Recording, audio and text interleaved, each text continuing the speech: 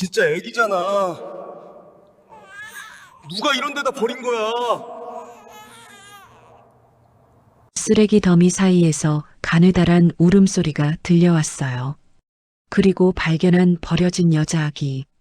이 맑고 깊은 눈동자를 본 순간 노숙자의 온몸엔 전율이 흘렀죠. 결국 그는 외면할 수 없었습니다. 이 노숙자는 알지 못했습니다. 8년 뒤 아기의 정체가 밝혀지는 순간 피 한 방울 섞이지 않은 아버지로 살아온 자신의 삶이 송두리째 뒤바뀐다는 것을요. 사연 시작 전 구독과 좋아요를 눌러주시고 어디서 듣고 계신지 댓글 남겨주시면 그곳에 행복이 가득하기를 바라겠습니다. 용산역 뒷골목, 철거를 앞둔 낡은 건물 기둥 사이였습니다. 한겨울 칼바람이 뼛속까지 파고드는 그곳에 한 남자가 쓰러져 있었어요. 때가 잔뜩 묻은 신문지를 입을 삼아 덮고 빈 소주병을 가슴에 끌어안은 채로요. 한정우였습니다. 불과 몇 년 전만 해도 이 사람은 수백 명의 관객 앞에서 바이올린을 켰던 천재 연주자였습니다. 그가 연주하는 소리는 사람들의 심장을 울릴 만큼 아름다운 것이었죠. 사람들은 그를 미래를 이끌 예술가라 불렀고 유명 오케스트라들이 앞다투어 손을 내밀었습니다. 하지만 그건 전부 과거 얘기입니다. 교통사고를 당한 거예요.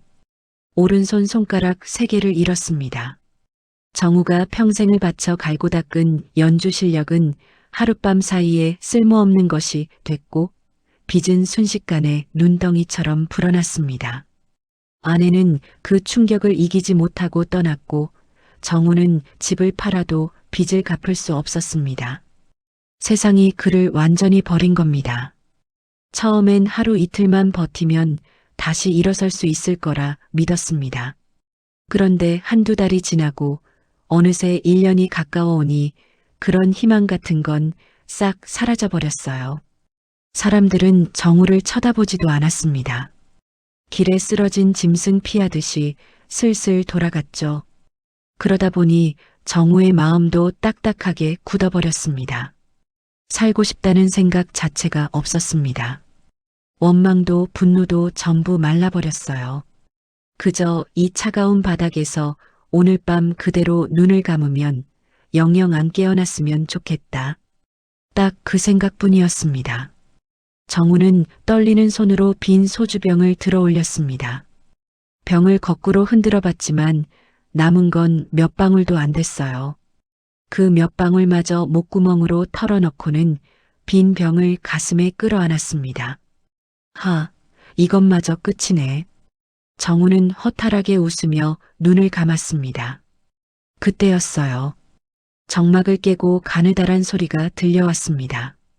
처음엔 길고양이 울음인 줄 알았어요.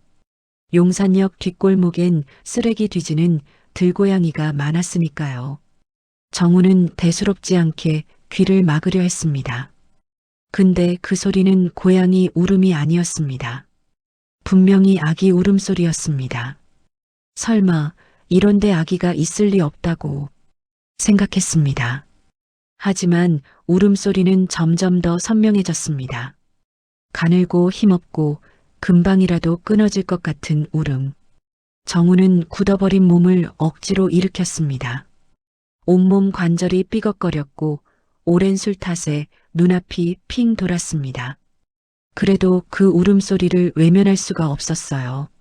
뭔가에 이끌리듯 정우는 비틀비틀 소리나는 쪽으로 걸어갔습니다. 쓰레기 더미 사이였습니다. 폐지, 헌옷, 박스들이 어지럽게 널린 그 더러운 더미 한가운데에 얇디 얇은 수건 하나에 쌓인 핏덩이가 있었습니다. 아기였습니다. 태어난 지 얼마 되지 않은 여자아기가 있었어요. 탯줄 자국이 아직 선명하게 남아 있었습니다. 온몸이 파랗게 질려 있었습니다. 작은 입술이 바들바들 떨리고 있었고 가느다란 손가락은 허공을 향해 필사적으로 뻗어 있었습니다. 정우는 그 자리에 얼어붙었습니다. 누가 이런 짓을 한 걸까? 세상에 어떻게 이렇게 잔인할 수가 있나? 정우는 멍하니 아기를 내려다보았습니다. 하지만 바로 그 다음 순간 전혀 다른 생각이 머리를 스쳤습니다. 신고해야 하나? 정우는 중얼거리다가 고개를 세차게 저었습니다. 아니야, 안 돼. 나 같은 노숙자가 아기를 데려가면 어떻게 되겠어? 유괴범으로 뒤집어 쓰는 거지. 경찰이 와서 내 신분 확인하는 순간 과거가 다 드러나. 그럼 난 끝장이야. 정우는 한 발짝 뒤로 물러섰습니다. 내 인생도 쓰레기통인데 누굴 도와? 나 자신 하나 못 건지면서. 그는 비겁하게 고개를 돌렸습니다. 아기 울음소리가 등 뒤에서 칼날처럼 파고들었지만 정우는 이를 악물고 그 자리를 벗어나려 했습니다. 바로 그때였습니다. 누군가 정우의 소매 끝을 필사적으로 붙잡았습니다. 박수철이었습니다. 수철은 정우와 함께 이 길바닥에서 지내온 동료 노숙자였습니다. 한때는 건설 현장에서 일하던 인부였는데 사고로 다리를 다친 뒤로 일자리를 잃고 거리로 나왔다고 했어요. 정우보다 20살은 더 많았고 겨울마다 심해지는 기침 때문에 온몸이 망가져 있었죠. 며칠 전부터 수철의 상태가 심상치 않았습니다. 기침할 때마다 피가 섞여 나왔고 숨 쉴 때마다 가슴에서 그르렁거리는 소리가 났어요. 정우가 병원 가보자고 했지만 수철은 손을 내저었습니다. 수철은 자기가 이제 끝이라는 걸 스스로 알고 있었던 거예요.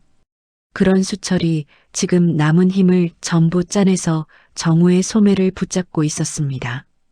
수철이 가쁜 숨을 몰아쉬며 품 안에서 뭔가를 꺼냈습니다. 꼬질꼬질한 비닐봉지였습니다. 수철은 떨리는 손으로 그 봉지를 정우의 손바닥에 꽉 눌러주었습니다. 정우가 봉지를 열어보니 안에는 구겨진 지폐와 동전들이 빼곡히 들어있었어요. 31만 4천 원. 수철이 길바닥에서 구걸하고 폐지 모으고 빈캔 주워 팔면서 평생 모은 전 재산이었죠. 정우의 눈이 휘둥그레졌습니다. 이게 뭐예요, 형님? 이건 안 돼. 수철이 정우의 손을 꽉 움켜쥐었습니다. 목소리는 바스락거리는 마른 낙엽 같았지만 그 안에 담긴 간절함은 세상 어떤 외침보다 강렬했습니다. 여보게. 수철은 정우를 늘 그렇게 불렀습니다. 정우의 진짜 이름은 한정우였지만 길바닥에서 지내는 동안 과거를 숨기려고 가짜 이름을 썼거든요. 제발 저 애 좀 살려줘. 수철의 눈에서 눈물이 흘러내렸습니다. 저 핏덩이가 무슨 죄야? 세상에 나온 지 얼마나 됐다고 저렇게 버려져서 얼어 죽게 생겼어. 저걸 버린 놈들은 짐승이지 사람이 아니야. 수철이 정우의 손을 더 세게 쥐었습니다. 근데 우리는 사람 아닌가? 나는 이제 끝이야. 오늘 밤 못 넘겨. 하지만 당신은 달라. 자네는 아직 살 수 있어. 수철의 목소리가 갈라졌습니다. 하늘이 우리 같은 놈들한테 사람 구실하라고 저 애를 보낸 거야. 제발 자네가 살려줘. 정우는 아무 말도 못했습니다. 목구멍이 막혀서 말이 안 나왔어요. 수철의 손이 천천히 힘을 잃어갔습니다. 그렇게 수철은 눈을 감았습니다. 정우는 한참 동안 그 자리에서 움직이지 못했어요. 31만 4천 원이 든 봉투와 차갑게 식어가는 친구의 몸을 번갈아 보며 그는 멍하니 서 있었습니다. 쓰레기 더미 사이에서 아기 울음소리가 다시 들려왔죠. 아까보다 더 약해진 울음이었어요. 금방이라도 꺼져버릴 것 같은 생명의 불씨였습니다. 정우는 떨리는 손으로 자기가 덮고 있던 낡은 패딩 점퍼를 벗었습니다. 그리고 수철의 차가운 몸 위로 조심스럽게 덮어주었어요. 미안합니다. 떠나는 길에 해줄 수 있는 게 이것뿐이라. 거기선 춥지 마세요. 정우의 목소리가 떨렸습니다. 눈물을 흘린 게 대체 얼마만인지 기억도 안 났어요. 지금 이 순간 뭔가가 가슴 깊은 곳에서 터져나오고 있었습니다. 정우는 몸을 일으켜 쓰레기 더미 쪽으로 걸어갔습니다. 아기는 울음을 멈추고 있었습니다. 울 힘조차 없어진 건지 아니면 이미 너무 늦은 건지 정우의 심장이 벌렁거렸습니다. 제발, 제발 살아있어라. 그는 무릎을 꿇고 아기에게 다가갔습니다. 아기의 눈이 열려 있었습니다. 파랗게 질린 입술, 가느다랗게 떨리는 손가락. 하지만 아기의 눈동자만큼은 맑고 깊었습니다. 어둠 속에서도 빛나는 별처럼 그 작은 눈이 정우를 똑바로 올려다보고 있었습니다. 정우는 온몸에 전율이 일었습니다. 살려달라고, 나를 구해달라고 그 맑은 눈동자가 말하고 있었습니다. 정우는 떨리는 손으로 아기를 품에 안았습니다. 얼음장처럼 차가운 몸이었어요. 정우는 자기 체온이라도 전해주려는 듯 아기를 가슴 깊숙이 끌어안았습니다. 이 아이를 살려야 해. 정우는 중얼거렸습니다. 아니, 이 아이를 살려야 나도 다시 살 수 있어. 정우는 수철이 남긴 31만 4천 원을 품에 넣고 일어섰습니다. 이 돈으로 일단 방부터 구해야 했어요. 이 핏덩이를 살리려면 단 한 칸이라도 따뜻한 방이 있어야 했죠. 정우는 아기를 소중히 안고 뛰기 시작했습니다. 용산역 주변 허름한 골목들을 헤매며 가장 싼 방을 찾아다녔습니다. 여간마다 그의 꼴을 보고는 손사래를 쳤어요. 하지만 정우는 포기하지 않았습니다. 마침내 후미진 골목 끝에서 낡은 여인숙을 발견했습니다. 한 달 월세 30만 원. 정우는 수철이 남긴 돈을 내밀었습니다. 주인은 의심스러운 눈으로 정우를 훑어보았지만 현금을 확인하고는 마지못해 열쇠를 건넸습니다. 좁고 낡은 쪽방이었지만 바닥에는 온기가 있었어요.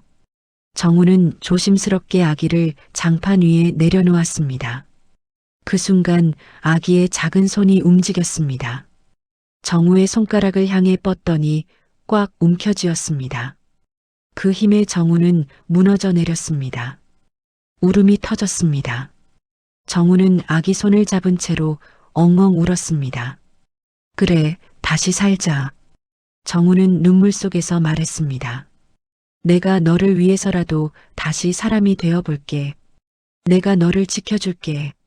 정우는 아기 목에 걸린 것을 발견했습니다. 줄이 끊어진 금팔찌였습니다. 누군가가 아기에게 남긴 유일한 흔적이었어요. 정우는 그 팔찌를 손에 쥐며 굳게 다짐했습니다. 이제 그는 길바닥의 노숙자가 아니었습니다. 이 아이를 지켜내야 할 아버지로 다시 태어난 것입니다. 그날 밤 정우는 한숨도 못 잤습니다.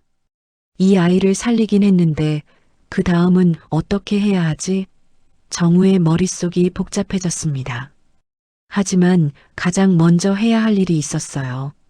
이 아이에게 이름을 지어줘야 했습니다. 정우는 창밖을 바라보았습니다. 동이 트기 시작하고 있었습니다. 어둡던 하늘이 조금씩 밝아지면서 푸른빛이 번져나오고 있었어요. 하늘. 정우의 입에서 절로 그 말이 흘러나왔습니다. 그래, 너는 하늘이다. 한지호. 수철이 마지막으로 남긴 말이 떠올랐습니다. 하늘이 우리 같은 놈들한테 사람 구실하라고 저 애를 보낸 거야. 그 말처럼 이 아이는 정말로 하늘이 보내준 선물 같았습니다.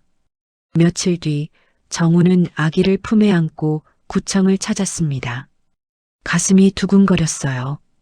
호적 창구 앞에 앉았을 때 손이 떨려서 볼펜을 제대로 잡을 수가 없었습니다. 담당 직원이 서류를 내밀며 물었습니다. 아기 아버지 되시는 분 맞죠? 성함이랑 주민번호 적어주시고요.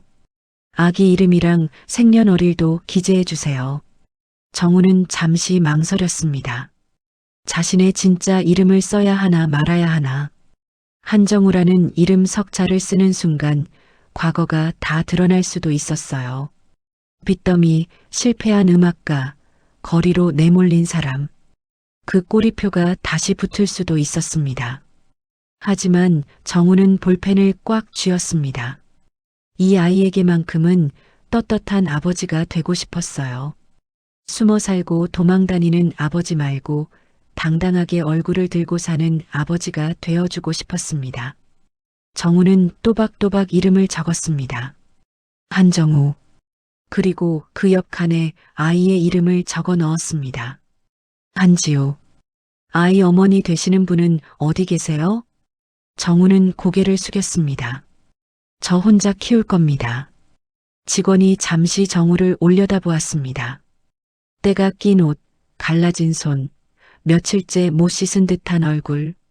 어떤 사연이 있는지는 모르겠지만 그래도 아이를 책임지겠다고 나선 아버지의 눈빛만큼은 진지했습니다. 알겠습니다. 미혼부 출생 신고 처리해 드릴게요. 그렇게 서류가 완성되었습니다. 세상은 한정우를 망한 음악가로 기억하겠지만 이 서류 속에서 그는 그저 신혼 미상의 아기를 거둔 평범한 미혼부였습니다. 핏줄 한 방울 섞이지 않았지만 종이 위에 나란히 적힌 두 이름. 한정우와 한지우. 그렇게 핏줄보다 진한 이름의 인연이 시작된 거예요. 그런데 이 아이 처음부터 뭔가 달랐습니다. 돌이 되기 전이었어요. 정우가 장난삼아 깨진 바이올린 현을 튕겨봤는데 지우가 웃으면서 손을 뻗었습니다. 그 소리가 좋은 건지 계속 달라고 졸랐어요. 처음엔 우연이라고 생각했어요. 그런데 다음 날도 똑같았습니다. 설마 이게 되는 거야? 정우가 깜짝 놀라 다른 음을 내봤어요. 지우는 틀리지 않고 웃거나 울었습니다. 높은 음엔 까르르 웃고 낮은 음엔 조용해졌죠. 5살 때는 더 놀라운 일이 있었어요. 정우가 쪽방에서 깨진 바이올린을 수리하다 실수로 현을 튕겼습니다. 그 소리를 들은 지우가 말했어요. 아빠, 이 소리는 하늘색이야. 근데 조금 탁해. 여기를 조금만 조이면 맑은 파란색이 될 것 같아. 정우는 소름이 돋았어요. 이건 그냥 똑똑한 정도가 아니었습니다. 절대음감의 공감각까지 소리를 색깔로 보는 아이였던 거예요. 하지만 정우는 일부러 모른 척했어요. 괜히 소문나서 이상한 사람들이 아이에게 관심 가지면 안 될 것 같았거든요. 그냥 평범하게 남들처럼 키우고 싶었습니다. 그로부터 몇 년이 더 흘렀습니다. 정우의 삶은 온통 거친 흙먼지와 폐지 냄새로 가득했습니다. 낮에는 폐지를 주었어요. 쉴 수가 없었어요. 하루라도 일을 안 하면 그날 저녁 지우 밥상에 반찬 하나가 줄어드니까요. 정우는 허리가 끊어질 것 같아도 무릎이 욱신거려도 손수레를 놓지 않았습니다. 밤에는 편의점에서 또 다른 일을 했습니다. 남들이 자는 시간에 물건을 정리하고 유통기한을 확인하고 바닥을 닦았어요. 정우 씨, 오늘도 이렇게 늦게까지 하는 거야? 편의점 사장이 퇴근하면서 물었습니다. 네. 조금만 더 할게요. 내일 지우 학용품 사줘야 해서요. 참, 자식 키우는 게 쉽지 않지. 그래도 정우 씨처럼 악착 같은 아버지 요즘 못 봤어. 사장은 그렇게 말하고 가게 문을 닫았습니다. 정우는 기름때 묻은 손을 바지에 쓱쓱 닦으며 일을 계속했어요. 그래도 정우는 웃었습니다. 퇴근길 시장통에서 지우가 좋아하는 붕어빵 한 봉지를 사들고 집으로 달려가면 그 고통도 잠시 잊혔거든요. 지우야, 아빠 왔다. 정우가 문을 열고 들어서면 9살 지우가 방에서 뛰어나왔습니다. 아빠, 붕어빵이다. 지우는 봉지를 받아들고 환하게 웃음을 지었어요. 그 웃음 하나면 하루 종일 쌓인 피로가 싹 풀리는 것 같았습니다. 지우는 그런 아빠의 고단함을 먹고 영특하게 자라났어요. 또래 아이들이 장난감이나 인형을 가지고 놀 때 지우는 아빠와 함께 깨진 물건을 고치는 놀이를 했습니다.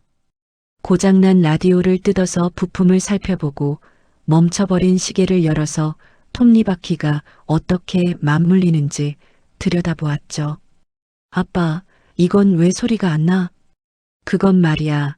저 부품이랑 연결돼서 움직이는 건데 끊어져서 그래. 오, 친구 같은 거네. 혼자 있으면 심심하고 같이 있으면 재밌는 거. 하, 그래.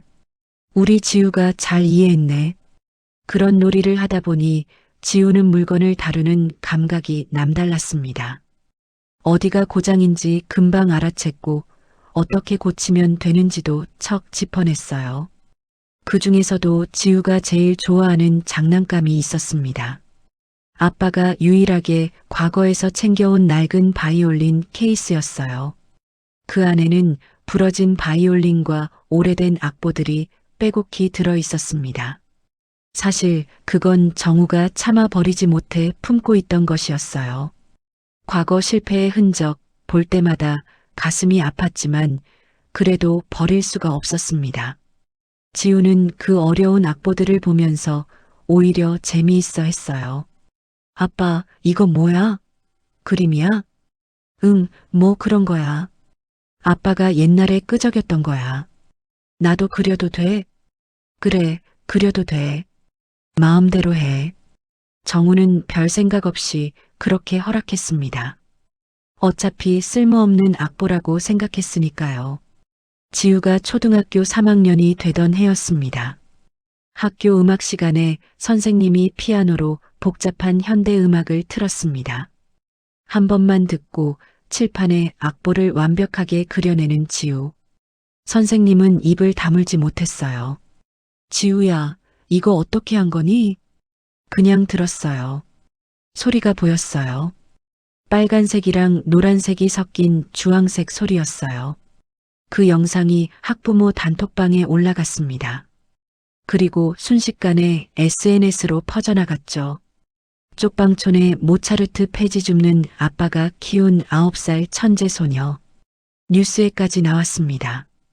정우는 그 뉴스를 보고 식은땀을 흘렸어요.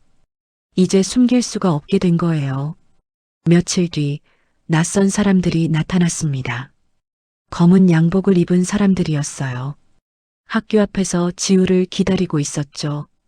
한지우 양 맞으시죠? 잠깐만 이야기 좀 나눠도 될까요? 지우는 무서워서 뒤로 물러섰습니다. 그때 한 사람이 재빨리 다가와 지우의 머리카락 한 올을 채취했어요. 지우가 비명을 지르며 도망쳤지만 그들은 이미 원하는 걸 얻은 뒤였습니다. 사흘 뒤 하모니 그룹 본사.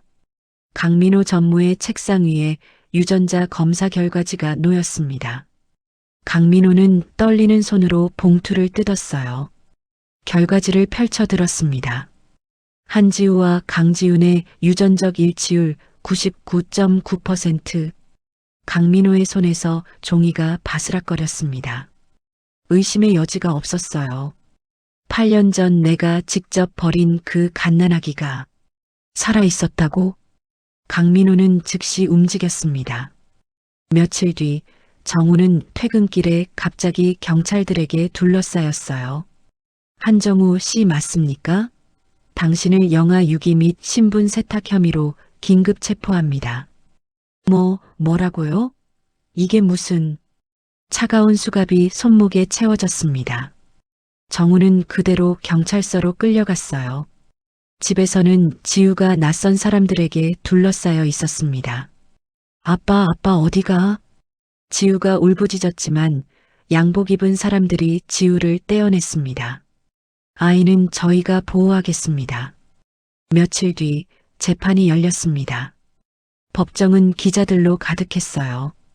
대형 엔터테인먼트 그룹 후계자 유괴 사건이라는 자극적인 타이틀 때문이었죠.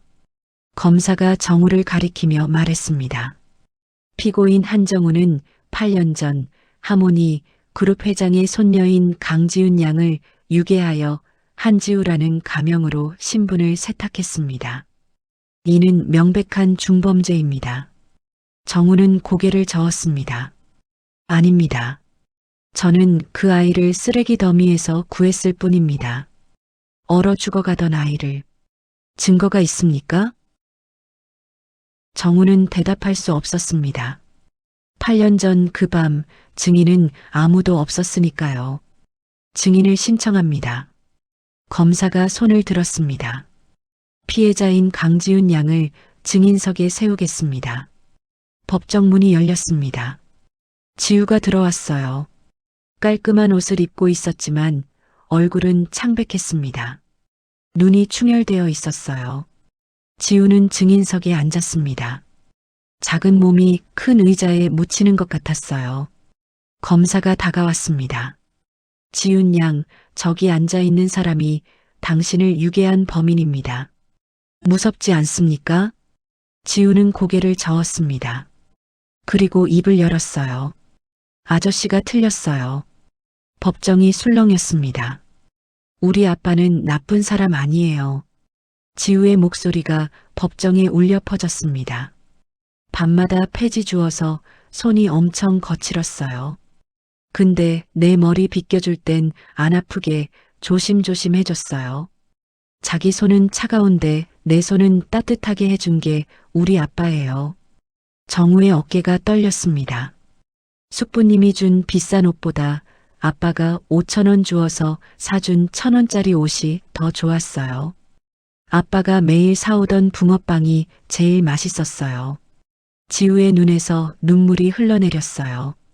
나를 살린 건 아저씨들이 말하는 재벌 피가 아니에요. 우리 아빠가 매일 사들고 오던 붕어빵이랑 아빠 손 온기예요. 8년 동안 나를 키워준 게 우리 아빠란 말이에요. 지우가 자리에서 벌떡 일어났습니다. 나는 강지훈이 아니에요. 나는 한정우 딸 한지우예요. 그때였습니다. 지우가 품에서 뭔가를 꺼냈어요. 낡은 녹음기였습니다. 재판장님, 이걸 들어주세요. 지우가 재생 버튼을 눌렀습니다. 녹음기에서 소리가 흘러나왔습니다. 잡음 섞인 목소리였어요. 하지만 또렷하게 들렸습니다. 형님 장례 끝나면 이해를 처리해. 병원 밖 쓰레기장에 버려. 어차피 여자애라 쓸모없어. 아무도 모르게. 강민호의 목소리였습니다. 법정이 순간 얼어붙었어요. 방청석에서 비명 같은 소리가 터져 나왔습니다. 조작이야. 저건 조작된 거예요. 강민호가 벌떡 일어나 소리쳤습니다. 믿지 마세요. 해킹당한 겁니다. 재판장이 의사봉을 쳤어요. 정숙, 감정인, 즉시 이 녹음의 진위를 확인하세요. 음향 전문가가 녹음기를 분석했습니다. 몇 분 뒤 결과가 나왔어요.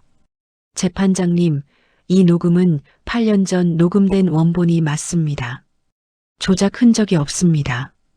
음성 분석 결과 강민호 전무의 목소리와 99% 일치합니다. 법정이 다시 술렁였습니다. 검사가 자리에서 일어났어요. 재판장님, 방금 공개된 증거를 고려할 때 본 검사는 한정우 피고인에 대한 공소를 취소합니다. 그리고 강민호 전무를 영아, 유기 및 살인 미수 혐의로 현장에서 긴급 체포할 것을 요청합니다. 안 돼.